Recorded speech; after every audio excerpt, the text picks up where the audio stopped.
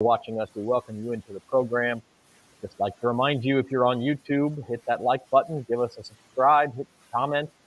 Anywhere you are on Facebook, leave us a comment, and we will get to it during the show. If you have fantasy football questions about pickups this week, about trade questions, about what to do about an injury, anything of that sort, DFS, we are here to help. Spencer specifically is here to help. He is the guru. How are you, Spencer?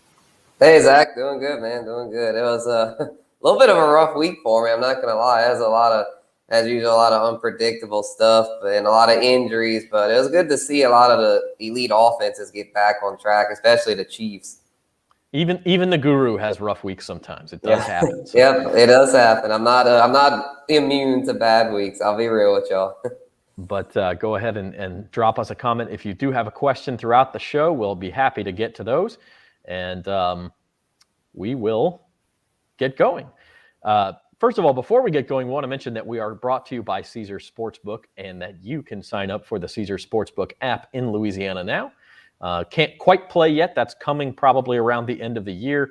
But if you go to NOLA.com/Caesars, you can sign up and you get a $100 free bet bonus when betting does become live. So there is an advantage to doing it now. You don't have to deposit the money yet. You'll still get the bonus. Just go ahead and sign up for it before betting goes live. Again, that's NOLA.com/Caesars. So we thank our sponsors at Caesars Sportsbook, and go ahead and do that. If you like our content, that is one easy way to support us and get a little bonus for yourself. Now on to fantasy football. Here on the Fantasy Roundup, we'll go back, as we always do, at the week that was, looking at Week 10, starting with the top scoring quarterbacks. And as you alluded to, Spencer, a familiar name there at the top of the list. It's good to see Patrick back on his game. Right. Yeah, he really showed out against the Raiders. That was a statement game, I'd say, for him. It was in prime time. And been hearing all this blowback from just these talking heads saying, if they figured him out, is he done? And I was just like, crazy. I mentioned on the show last week, this is the time. Get him for the low, buy low on him now, because if you don't trade for him before this week, you're not going to be able to trade for him. And sure enough, he has an amazing week there leading the pack. And also good to see Dak and Josh Allen shake back. They had uncharacteristically off weeks the previous week, but they got right back on track. And then a couple of not so familiar names coming in behind them with Mack and Trevor Siemian. Now, if you watched Odds and Ends on bet.nola.com yesterday, I got into it a little bit with Jim Derry, cray Jim Derry, as I've taken to calling him, who thinks that, the Saints need to switch quarterbacks to Taysom Hill. And I don't necessarily disagree with that, but I don't think Simeon's done a bad job at all. Certainly from a fantasy perspective, if you're in a super flex or something, or a DFS situation where you turn to him, I honestly wouldn't have suggested it, but he did just fine. They don't play at a fast pace, but without Alvin Kamara available, the running game was struggling, and Trevor Siemian was able to move the ball, especially in that second half. So that was interesting. I do think, Spencer, and tell me how you feel about this, but Mac Jones going forward is a guy who should be on your radar to be a starter if you don't have one of those top 5 quarterbacks. At least in a matchup perspective, here or there, you could stream him in. Yeah, he's got a lot of potential with the way the Patriots offense is starting to come together there. They're going to be more of a run-oriented team, though, with him being a rookie. It's not like Belichick's going to turn him loose into a gunslinger, but he does have potential to get more work as a passer, get more acclimated. Belichick will start trusting him more, and he's been a good decision maker so far. So, yeah, he's definitely in the streamer conversation. Let's move on to the top scoring running backs for Week 10, and some surprise names here. The bottom 2 on the list are the familiar ones. Christian McCaffrey getting back onto his high volume, high productivity train. Same thing with Jonathan Taylor. But some interesting names at the top. And I think they each one of them individually, Darrel Williams, Rhamondre, Stevenson, and A.J. Dillon, all bring up interesting conversations. So let's just go down the list. Darrel Williams has been spectacular since Clyde Edwards-Helaire went out with injury for the Chiefs. CEH is coming back probably next week. If not next week, then the week after. Has Darrel Williams taken over as a starter in KC, Spencer? I mean, are you still starting Clyde if you've got him when he comes back? Oh, yeah, I'm still starting Clyde. I feel like he's definitely still the starter. The first-round draft pick, they really believe in him. He was the starter before Darrel's breakout. And I mean, Darrel's been with him for a little while now. He's just one of those, kind of like when they had Damian Williams. It's kind of similar in that if they need him to start, he'll start and do well, but he's not someone that they really want to start, I don't believe. So I'm still good with CEH. I feel like the theme with a lot of these is Stevenson, Dillon even. I mean, I love Dillon. Dillon's a beast, but it's just they all three of these at the top, they took advantage of injuries because for all of them to have these kind of weeks, they had to have someone in front of them get hurt. So, I mean, they're all very talented, but not sure if they'll be able to sustain that. Definitely won't be able to sustain that level of production with the starters coming back. No, and the interesting thing about Darrel Williams is that his pass catching ability has been used so much more than the Chiefs ever used Edwards-Helaire. And that's curious to me because Edwards-Helaire was drafted with the idea that he could be a pass-catching back in that offense, sort of like Andy Reid used to use in Philadelphia with Brian Westbrook. And he's just never been used that way. And all of a sudden, Darrel Williams comes in, and now they're throwing passes to him left and right. He made a beautiful touchdown catch late in that game against the Raiders. Looked like a wide receiver. I mean, he probably saved Patrick Mahomes from throwing an interception and came down with a touchdown instead. So it's just interesting. Another LSU guy taking time away from an LSU guy with Darrel Williams and Clyde Edwards-Helaire. But I do think there may be a risk there if you own CEH that he has lost a little bit of time. That when he comes back, instead of getting 80% of the snaps now, maybe he gets more like 60 or 70% of the snaps. But we'll see. Obviously, both guys are talented. If you have them both, it's going to be a little bit tricky to decide which one to start there, at least for the first couple of weeks until we see their usage. Rhamondre Stevenson, you mentioned with Damian Harris out, for the Patriots. Rhamondre Stevenson had a big game. All the Patriots seem to have a big game against the Browns. And then A.J. Dillon, I have A.J. Dillon rostered in one of my leagues just because I believe so much in his talent that I thought he'd be a must-start every week if Aaron Jones ever got hurt. Lo and behold, Aaron Jones is hurt. And now I'm starting A.J. Dillon every week until he comes back. Right, yeah, like you mentioned about Darrel Williams eating in the CEH's workload when he comes back. I think the same will be true with A.J. Dillon with Aaron Jones. I don't think Aaron Jones is going to be a workhorse when he comes back because A.J. Dillon's proven that it should probably be a 50-50 split. Both backs are super talented.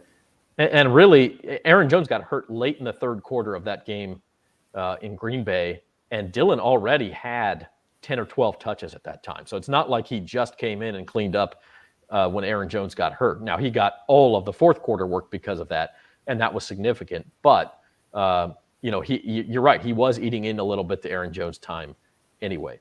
We do have a question from James. James Kennedy says, better flex. He's looking at Myles Gaskin, Cole Beasley, or Corey Davis.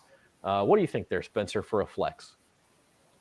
I'm thinking here, due to a matchup, I'd have to go with Gaskin. He gets a great matchup against the Jets. The Jets' run defense is atrocious. They give up big games to running backs all the time, it seems like. And I feel like Beasley is just too hit or miss, and same with Davis. Neither of them are what I would consider target hogs in their respective offenses, where Gaskin is back to being the workhorse in Miami, it looks like. So in this matchup, I feel like he's the move. Yeah, I think you're right there, James. The only thing I'd say, if you're in a situation where you've got a bunch of injuries or buys this week and you need somebody to hit a home run, maybe Corey Davis is more likely to hit a home run, catch a long touchdown pass or something. But I think Spencer's right. The safe play there is definitely Gaskin. Moving on to top scoring wide receivers from Week 10. Debo alert on Monday Night Football. Debo went crazy. And then in the main slate on Sunday, for DFS purposes, if you had Stephon Diggs or CeeDee Lamb in your lineup, you were a happy camper. Or really Kendrick Bourne, too, because he was a low price. I mean, that was a guy who won some people some money in DFS. Oh, I bet. Yeah, that was a surprising effort from Bourne, but he's been a quiet number 2 there in New England. Jacoby Myers finally caught a touchdown, so that was good to see. But yeah, Bourne has been pretty solid, and yeah, the top 4 are all household names. Our dude Cooper Kupp finally got kept out of the top 5 this week. It seems like he had been in the top 5 every week. You know what's funny is I think he was number 6. Yeah, he still had a decent game with them playing in garbage time, even though the offense as a whole stunk for the Rams. But yeah, that group is Debo, man.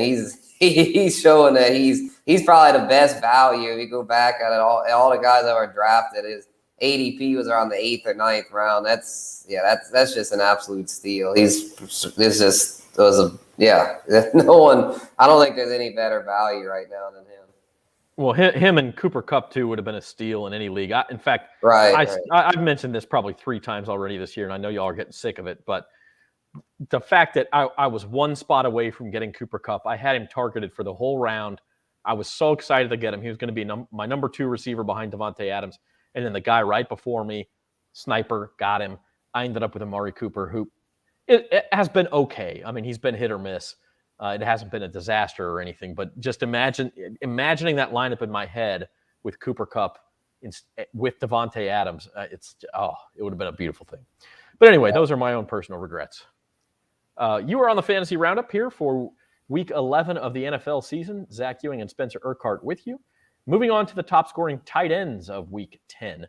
And again, some familiar names up here. Not real big scores, but good to see. As we mentioned, the Chiefs got real healthy, Travis Kelce, and also another Patriot, Hunter Henry, had a big week. And then Mark Andrews. Tyler Conklin, a guy we've talked about as a waiver wire possibility for a couple of weeks now. He also had a good week. And then George Kittle sort of back on the productive path also. Right, yeah, a lot of familiar faces there per usual. Kelce, Andrews, Kittle. Conklin, good to see him getting some red zone usage. He didn't get a whole lot of catches and yards, but he got 2 touchdowns, so that was a positive for him. And then Hunter Henry's been a surprising usage hog in the red zone. So I know Jonnu Smith, he's a must start as long as Jonnu's out. So yeah, this tight end position it's better than usual, I'd say. It's been a good amount of production. Yeah, and I know Dallas Goedert left his game early too, so there may be some owners looking for tight end help. And we'll get to waiver wire advice here in just a minute to see if anybody is looking for that. But in the meantime, let's wrap up Week 10 with our fantasy stars. And we're going to start with Spencer. And we talked about this guy a little bit. And again, he was having a big game before the starter went out, before Aaron Jones went out. But A.J. Dillon was really just mammoth. Yeah, he really was. I had to put him on here because I had him in a league where it was a close game, and I had Nick Chubb out, so I was like, man, what do I do? I was like, man, I need an RB2. I don't know what, but I was like, I have A.J. Dillon on the bench. Let's plug him in. He should do well today, and he did even better than I expected. And it was a pretty close game, so his big game elevated me to the dub. But he's great, man. Glad to have him moving forward. Now I'll have Chubb back. My backfield will be Chubb, Najee, and A.J. Dillon. So look out in that league to all my league mates. I'm 4-6 now, and it's been a tough start, but I'm ready to make a stretch run. Similar story. I have David Montgomery and Joe Mixon as my starters in a league, both of them on bye. And so Michael Carter is one of my backups. I put him in and then was looking for an RB2 just like you, and I have Dillon on my bench. But then I found out that Chris Carson with the Seahawks wasn't going to start. I have Alex Collins. That'll be a safer play. I'll put Alex Collins in. Whoops. Alex Collins does nothing. A.J. Dillon goes for 26.8 points, and I ended up losing my game by, I think, 6 or 7. So that was my mistake. But that's, again, sometimes you can't always predict these things. A.J. Dillon obviously was not a starting running back, and so Collins made more sense on one level. But it didn't work out for me in that one. My fantasy star of the week, and we talked about him too, but it is Patrick Mahomes. Just look at those numbers. 400 yards, 5 touchdowns, highest score of any player, highest score by any quarterback by 9.9 points, basically 10 points. And again, if you were patient and held on to him, and not just held on to him, but started him, because he had a couple of bad weeks, but you were very richly rewarded if you were patient with Patty Mahomes. Right. Yeah, I wish I'd have taken my own advice and traded for him. I was just like, is anyone going to really trade him? Which I probably should have sent out some feeler offers. But yeah, that ship sailed now. He's back. And yeah, I mean, he's such an elite talent. I mean, anyone that really thought that he had lost a step, to me, is just silly. I guess the bigger question would be, has the Chiefs offense lost a step? Do they have offensive line problems? And if you believe that, would you consider trying to sell Mahomes now that he's had a big week, especially if you have a quality backup? I mean, is that a path you'd look at?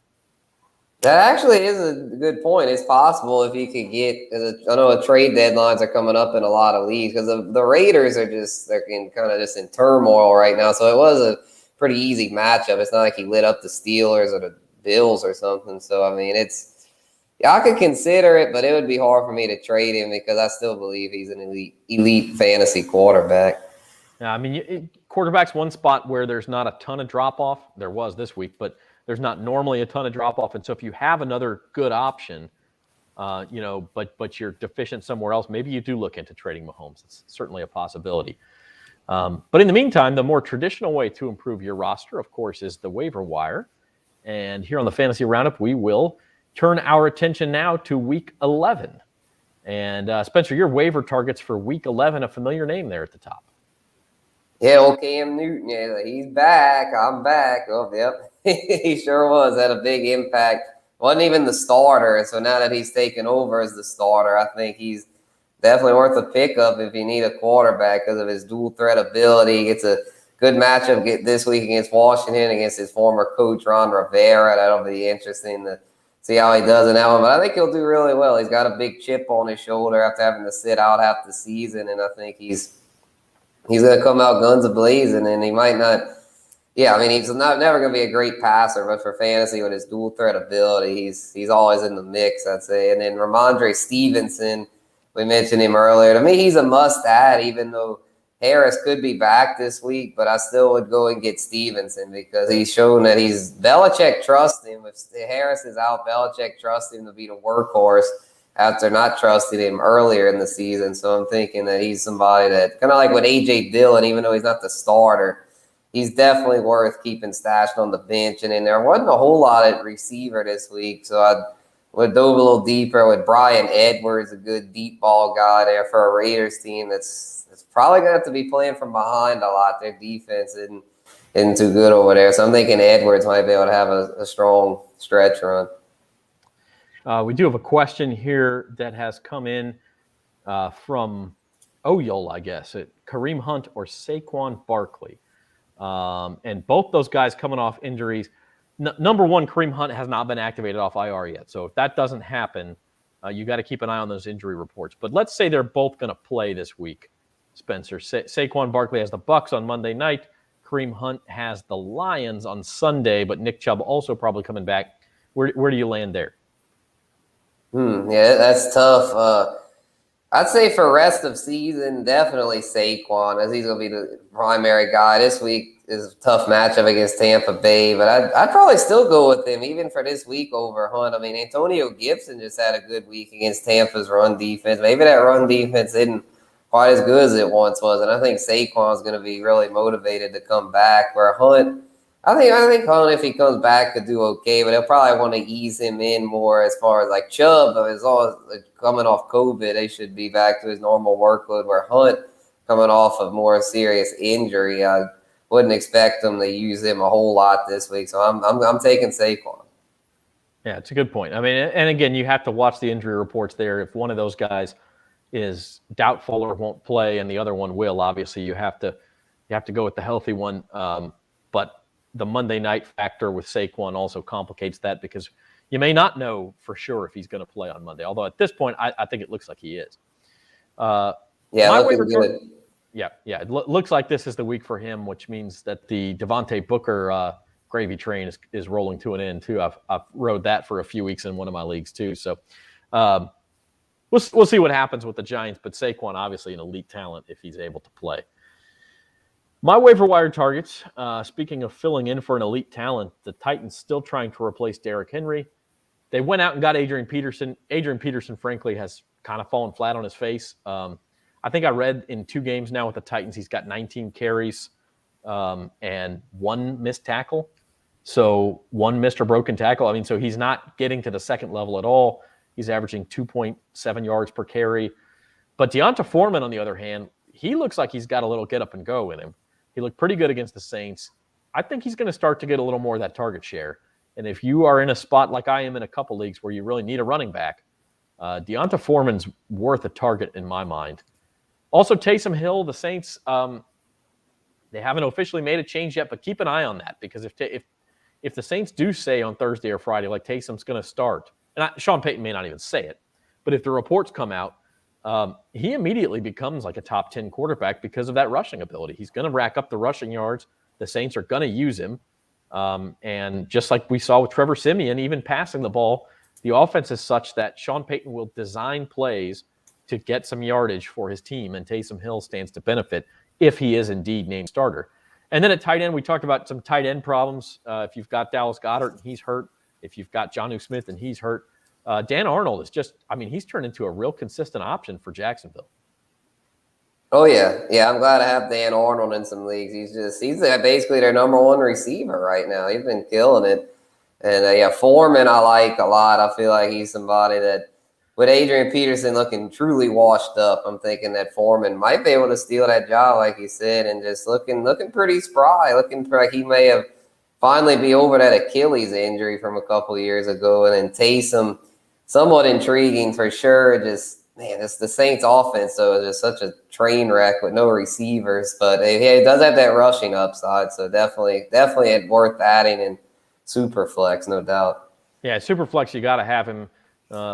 In a regular league, it kind of depends on where you're at with quarterback. But if he's named the starter, I really do think he becomes, at the very least, a streaming option there. You'll back with another question. Kareem Hunt, Marquise Brown, or Hunter Renfrow? I'm going to go Marquise Brown there, Spencer. I don't know what you think, but he's the right combination of floor and ceiling for me this week.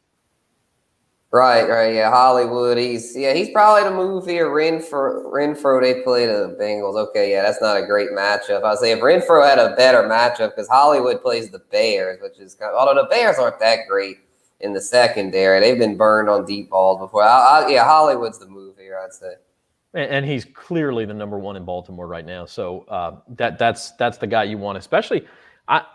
Justin Fields could turn into a real fine option. In fact, I almost put him down as a DFS value this week against the Ravens because I think that game has some sneaky shootout potential.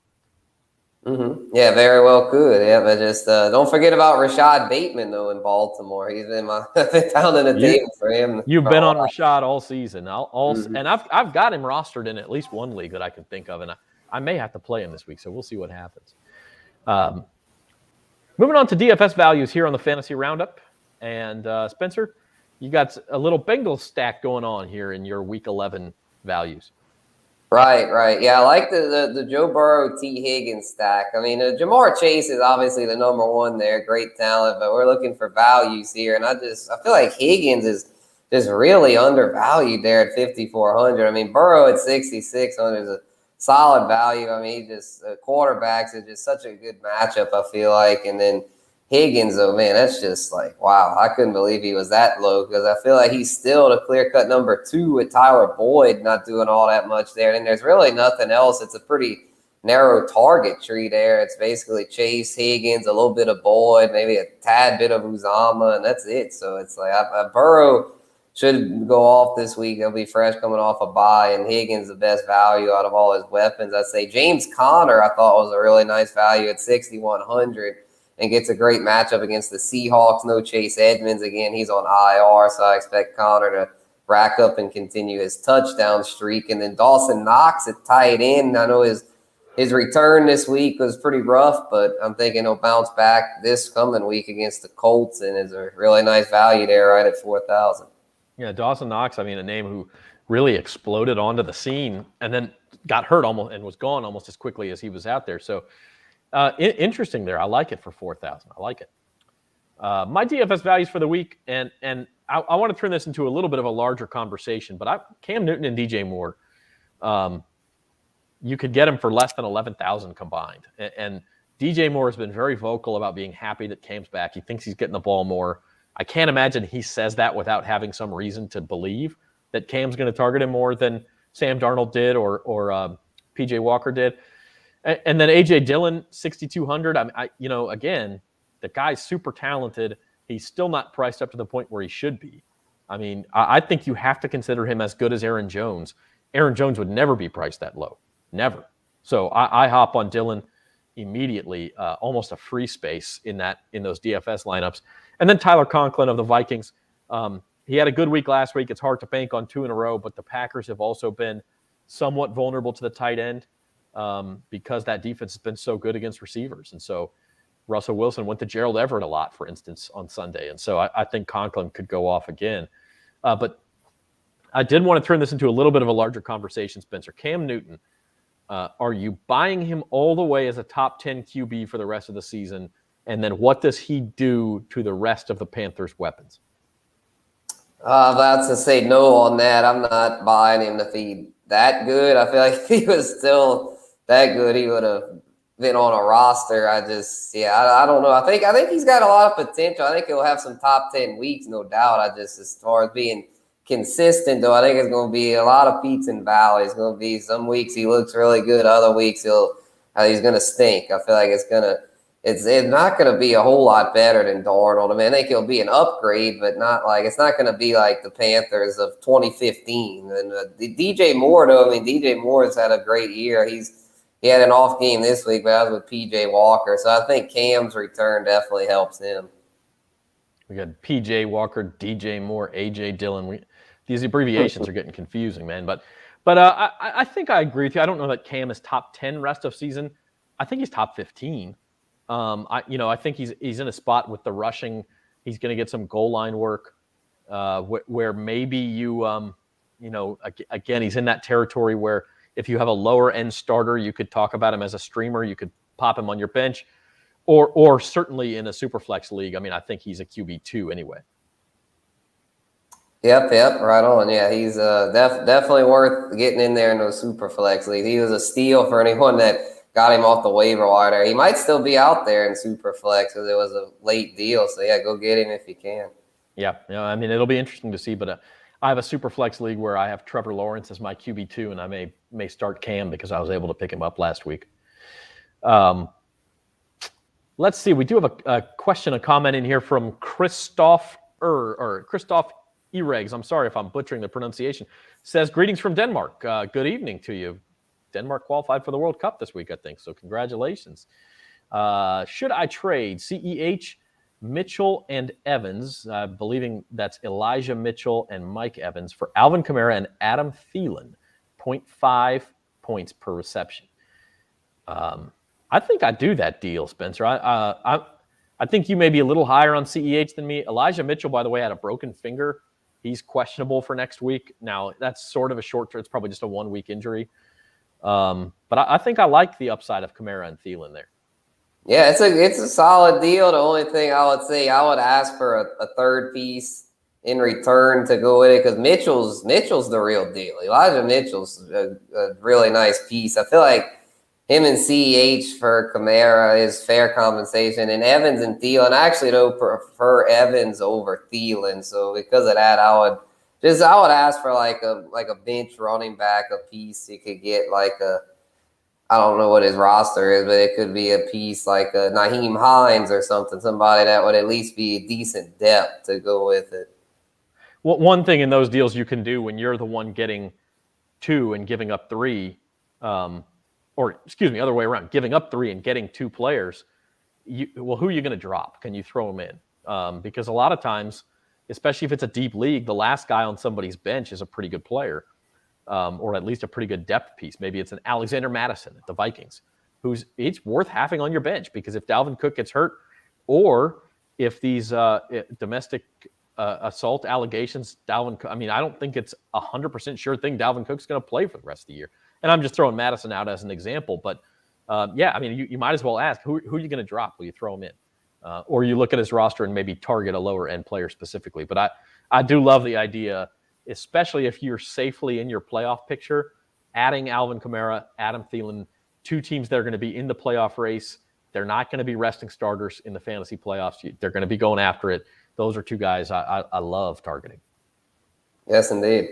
No. Good deal. Yeah, I'll try to get it. Just see what you can get for that third piece.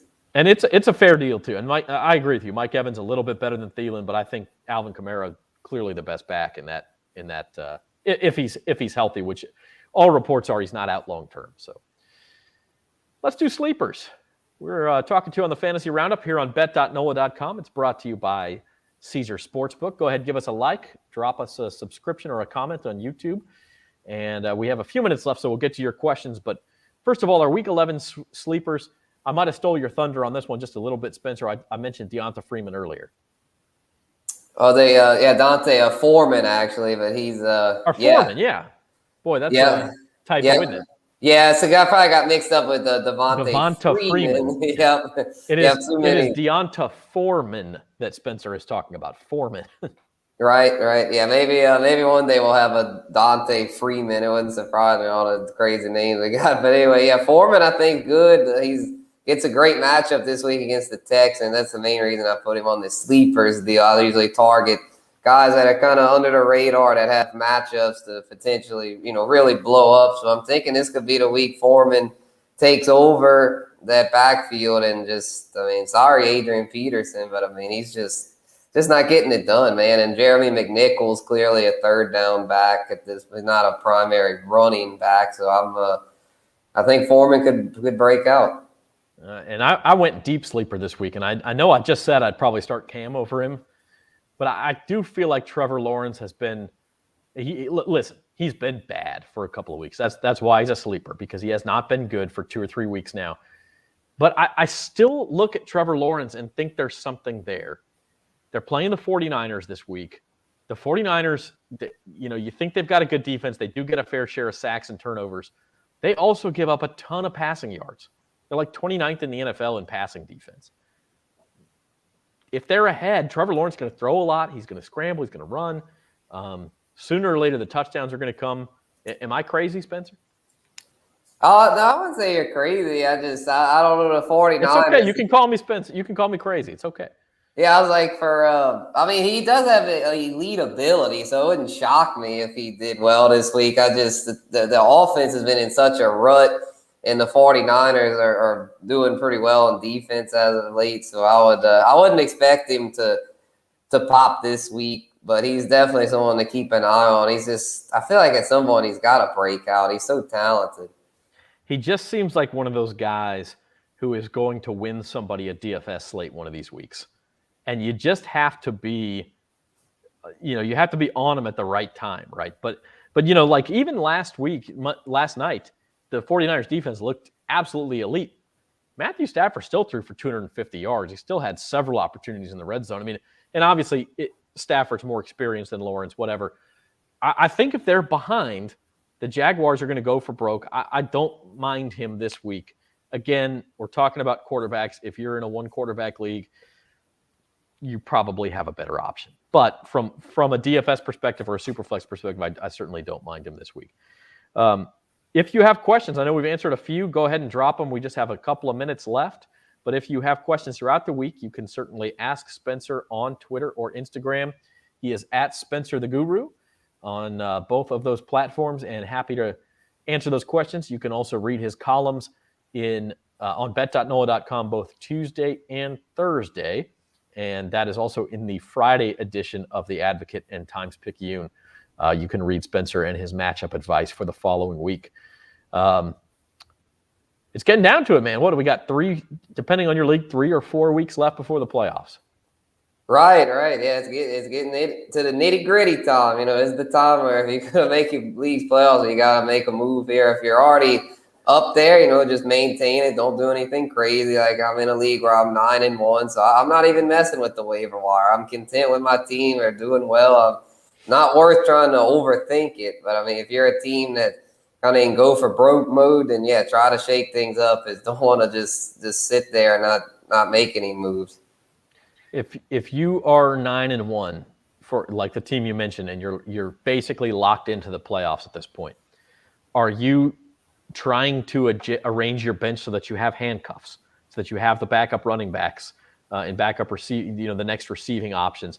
Or if you have solid depth besides, are you not worried about that?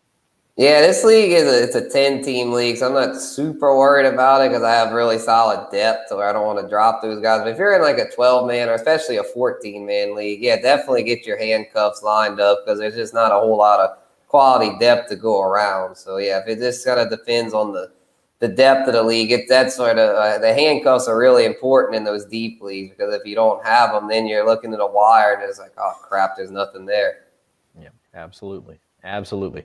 All right, Spencer. Well, we appreciate the time and the advice this week. We want to remind you all that we're brought to you by Caesar Sportsbook here on bet.nola.com, and you can get the Caesar Sportsbook app in Louisiana by going to nola.com/Caesars. And if you do so, you sign up today, you'll get a $100 free bet bonus at launch. That means $100 you can bet on anything you want. If you cash it, you're in the money. If you don't, no harm, no foul.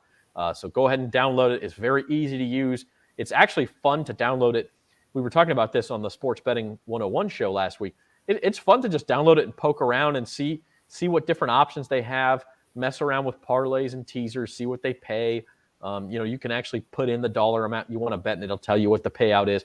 Obviously, you can't actually bet yet, but it does help you kind of practice and prepare for when you can, so that you can move around the app and see how the live odds work, see how all those other things work. So it's a good deal. Check it out, nola.com/Caesars.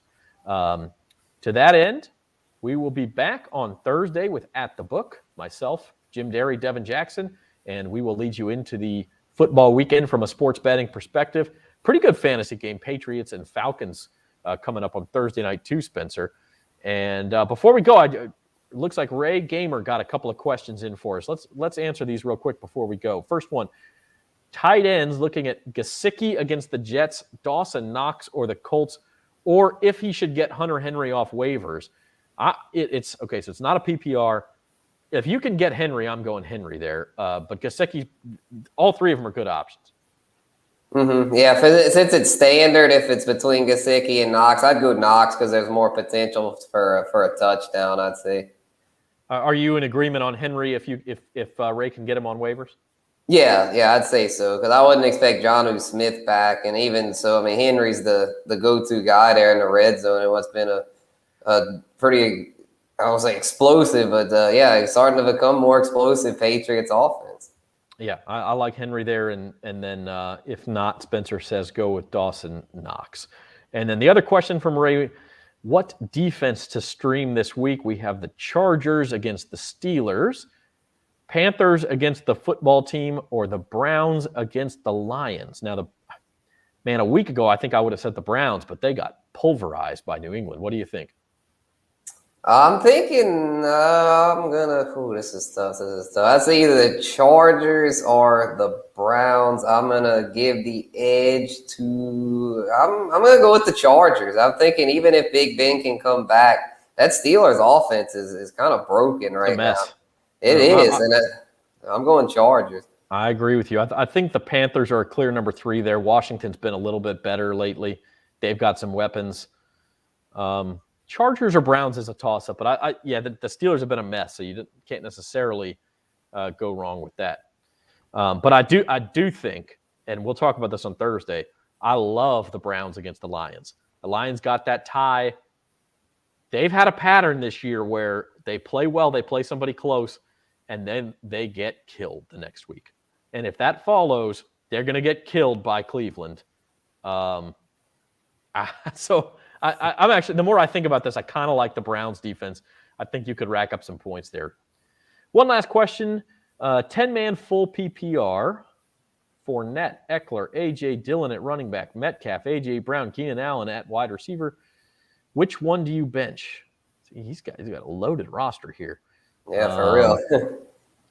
Probably Fournette. See. Yeah, I think you got to bench Fournette there. A.J. Brown struggled a little bit. This is a pretty tough one. This is from Obesity Speaks. Yeah, I would.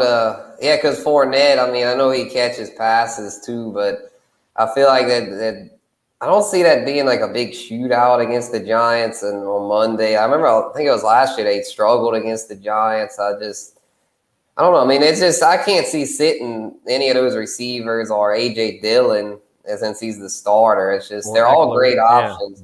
I mean, you're certainly going to play Eckler there. You're certainly going to play Dillon and DK. I know, even if your opponent's got Russell, either way. I think I agree with you. I'd bench Fournette. That is a loaded roster, though. You should feel pretty good about that one. Yes, indeed. Yeah, I think you'll be fine whichever direction you decide to go. All right, guys, we appreciate the questions. As always, you can reach out to Spencer at Spencer the Guru on Twitter or Instagram if you have more. Until next Tuesday, this has been the Fantasy Roundup on bet.nola.com. Have a good day.